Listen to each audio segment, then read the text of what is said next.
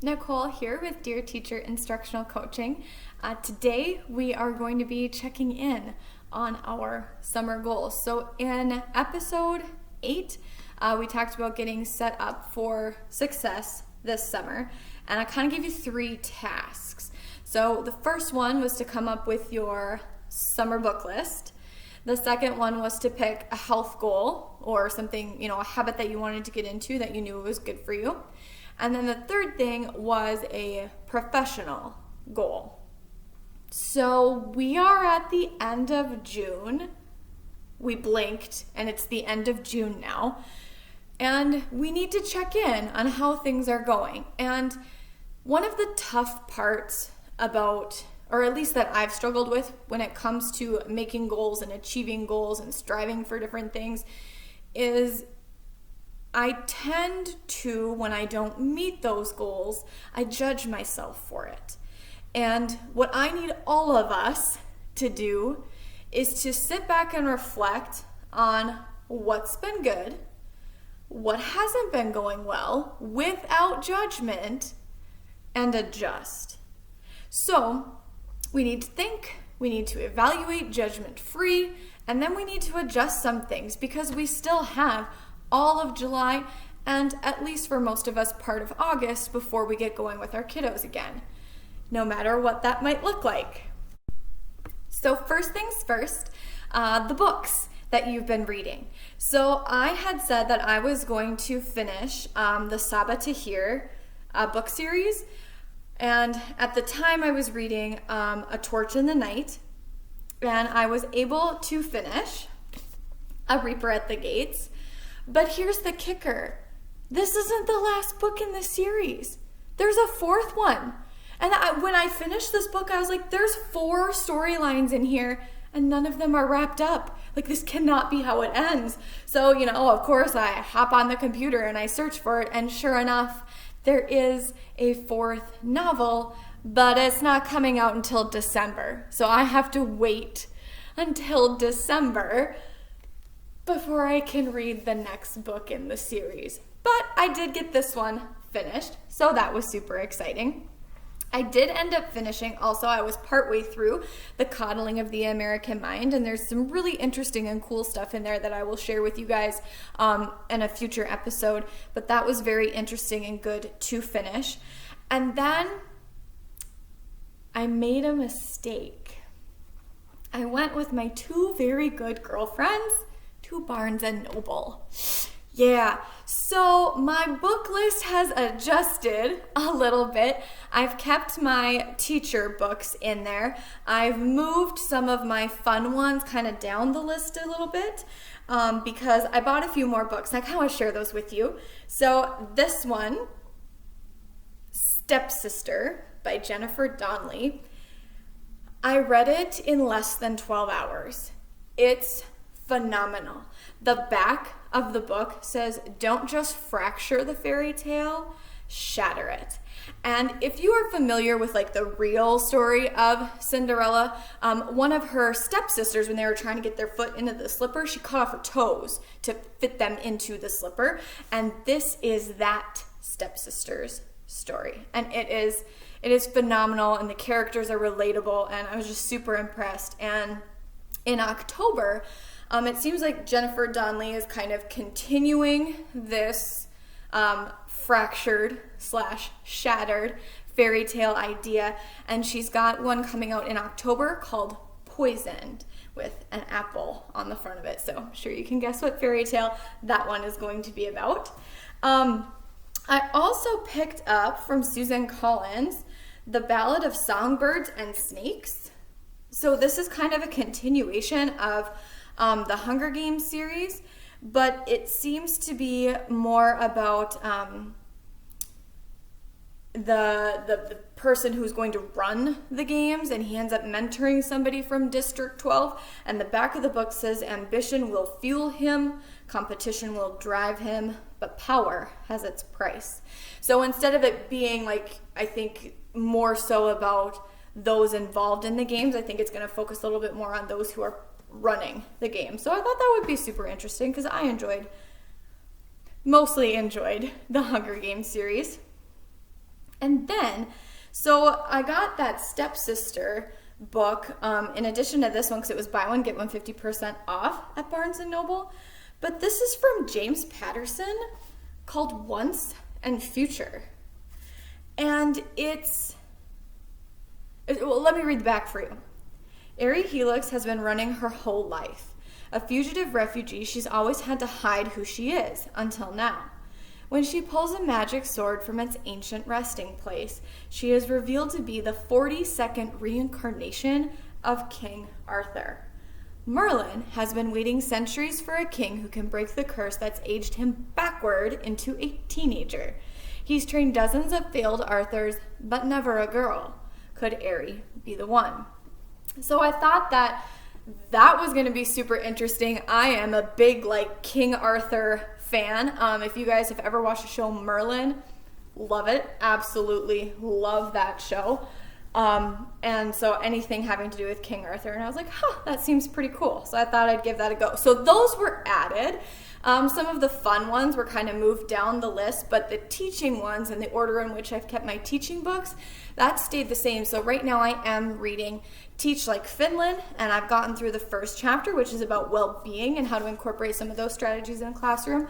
So once we get a little bit closer into the school year, I will share some of those strategies with you too, because that's turned out to be, so far, a really phenomenal book.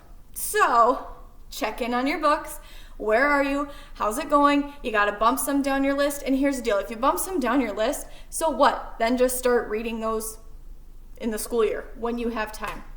It's fine. You have that stack of books sitting on your nightstand. Add, take away, move things around. Adjust without judgment.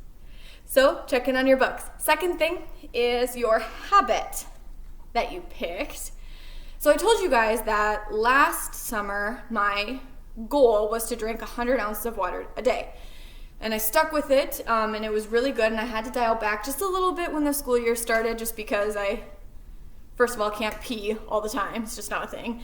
And then secondly, it became just really challenging, so I focused on at least getting 80 ounces of water in. So I was at least getting a little bit more than half my body weight, which is the goal for most people anyway. But this summer, so I had a lot of success with my health goal last summer. This summer, nope, not even close. So I've read a lot about intermittent fasting, and for a while there I was doing intermittent fasting, and I was experiencing clarity. I just felt better, and I've fallen off the bandwagon of intermittent fasting. And I was like, it made me feel so good. Like, what a perfect time to get going with it again in the summer. And I have realized something. Summer is not a great time for me to fast, just because one of the things with fasting is it's good to do it on your busy days. So I always did Mondays. Mondays were just busy. It was easy to, walk around during lunch or to just have a water and keep working or whatever it happened to be. It was pretty easy for me not to eat lunch, and that was the meal that I would skip. So in the summertime, especially after distance learning and being at home since March, I can't have all 7 snacks that I usually have. So I kind of shot for the moon on that, I think, a little bit. And I think intermittent fasting is something I need to introduce probably back into my life, honestly, once school starts, because I will be so busy and focused that it's going to be a little bit more manageable and easier for me. So no judgment to myself for failing at that goal, but I've reevaluated, and I am instead going to adjust into incorporating weightlifting back into my routine, my exercise routine, because I've been enjoying the summer weather, so all I do is go out and run. And while running is great, that's fine, I'm losing a lot of my strength, and I can tell, and I I don't like that, and I enjoy lifting weights, so I do need to incorporate that. So I've shifted that goal. Intermittent fasting, I will put that off until maybe a better time in my life, but incorporating weightlifting, putting that back in, that's something very manageable for me to do right now. So how's your habit going? Do you need to fix it? Do you need to change it? Do you need to rev it up? Do you need to dial it back? What do you got to do? And then the third thing that we did was the teacher goal and the professional goal. And I feel like maybe some of you might be experiencing something similar to me, where we're like, June's done. Let me just have a panic attack real quick. Don't do that. Don't venture into the panic zone. It is just fine. Take every Monday in July to work on your teacher goal. Make it something simple like that. Then that would be at least 4 or 5. I don't even know how many Mondays are in July. But at least 4 days where you're focused just on that goal. That's enough. It's enough. You'll be fine. This isn't something that you need to bust out every single day. That's not the point of having these goals. The point is to get a little bit better. Okay? So mine was on personalized learning and incorporating the iPad effectively into my classroom. So I've done a lot more work with looking at the personalized learning element of things rather than the iPad element of things. And I'm reading articles. I have found a site called Modern Teacher. I've been watching those webinars. And for the iPad portion of my goal, the technology coordinator at my school is offering an iPad basics course. And I'm like, I'm pretty techie, so I can fool around with a lot of stuff on an iPad or any kind of technology and kind of get a gist. But I'm like, okay, I know it's just a basics course, but if somebody could just tell me all that stuff so I don't have to figure it out on my own, I mean, that's great, right? That type of thing is awesome to have, just given to you. So I'm like, I don't think it's going to be a lot of sweat off my back, so I might as well take it and get a continuing education credit for very cheap and learn about something I'm going to be incorporating into my classroom anyway. So I'm going to get that going starting in July. I will be working on that course to kind of hit that part of my goal. And then I will be taking time also to start developing my personalized learning plan for the school year. The hard part, and I'm betting other people are feeling this exact same way, the hard part about those education goals is we have no idea what's going to happen this fall. And that's hard. That's a hard pill to swallow, not knowing exactly what's going to happen. We have contingency plans for what's it going to be like if everybody's back and it's normal. What's it going to look like if we have to follow all of these crazy guidelines, like 15 kids in a classroom when we're bursting at the seams, having over 30 in some classes. And then what would it look like if it was distance learning or like some type of hybrid of the two? And our admin is doing what they can with the information they have, but it's such a waiting game for them to get information from the state. So it's this whole trickle down process that's happening, and it's happening very slowly. It's not like water trickling down. It is like molasses slowly gooping down to everybody else. So here's the deal. Whatever goal that you created, I would plan it as if we were going to see our kids face to face. Because if you at least have a plan in place, then you can adjust it from there. So it depends on, and here's the other thing too, maybe instead, if you're still like a high risk state, I'm in a low risk state, but if you're in a high risk state, maybe you want to do the opposite. And maybe instead you want to plan for distance. And then if you're like, oh sweet, we're not going distance, now I can incorporate some more personal things and more like traditional face-to-face, those kinds of activities in there. But I've got my starting point and something to work with. So it's better if you pick one of those ways and make your plan based around the assumption that either, and your choice here, either I'm gonna see my kiddos like normal, or 2, I'm going to be seeing my kids through my screen again. So think about that. Whatever your goal is. So, and if it's something just as far as researching a strategy or trying a strategy, maybe you're like, okay, well, I wanted to do Socratic seminars. So if it was a really focused thing like that, what could a Socratic seminar look like virtual learning versus what would a Socratic seminar look like in person? And maybe make plans for both of those, because then either way, you can push that out. So depending on how specific your goal was or how general your goal was, still continue with it. Don't use, well, I don't know what the school year is going to look like, as an excuse not to do it. So I talked about judging ourselves when we don't meet goals. And this is something that has been looping in my brain and looping in my brain and looping in my brain.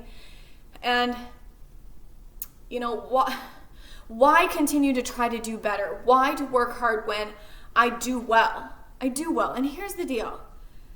Just because you want to do better and you're striving to do better does not mean that you are bad at what you do or that you're doing it wrong.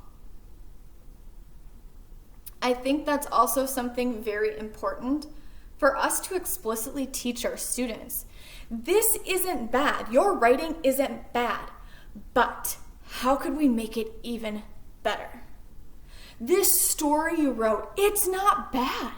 It's not, I would give it a proficient, but let's make it even better. How can we do that? And have them constantly strive for that better and be like, hey, I'm okay with this, to something like, I'm proud of this. And you can be proud of things that you've already done and still strive to be better in other areas. So please keep that in mind, making goals and sticking with goals and trying to be a better person and a better teacher and just better at your job and better at life and better with your health. That doesn't mean the things that you're doing right now are bad or wrong. So please keep that in mind. My dear teacher, you are awesome.